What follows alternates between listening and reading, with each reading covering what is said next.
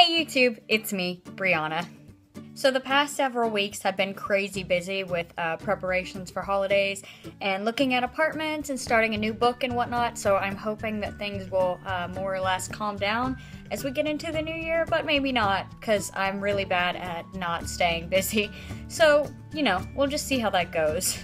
Like I said in my last video, I want to make a serious effort to try to produce one of these once a week, maybe twice a week if it's like an exciting special announcement or something. But yeah, so this is going to be my first serious attempt and hopefully follow through of that promise. So we're going to just cross our fingers and see how that one goes.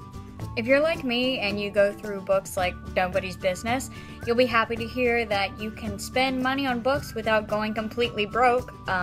I'm about to show you guys my latest Goodwill haul, which is almost exclusively books, and I think it'll impress you how little money I spent for the number of books that I got. So, without further ado, here's the haul. So, basically, before we get down to the nitty-gritty of it, I spent about $10 on, 8 books. So that alone should tell you how much more money you can save at Goodwill. And you can add to that the knowledge that you're helping people who don't have jobs. You're helping find employment for them, because whatever you buy from Goodwill, they put that money toward training people for job interviews and employment opportunities and things of that nature, so you're also helping out that way. The first book I picked up is Sharp Objects by Gillian Flynn, and it is the very first Gillian Flynn book that I ever read, and it's probably my second favorite after Dark Places. And this one was only, I think it's paperback, so I think it was like $1, which is pretty good, considering it barely looks like it's ever been touched. So yeah, that's great. That's a good one, and that's an awesome start.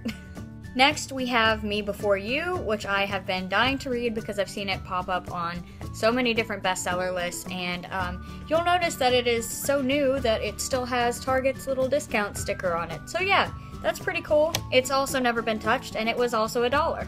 Next, we have The Courtesan, again, a newer book. This one's in hardcover, and also probably has never been touched. It was $2.50 just because it is hardcover. Then we have A Voice in the Wind by Francine Rivers, which is part of her Mark of the Lion trilogy, I believe it is, which is one of the best trilogies I've ever read. It's historical fiction.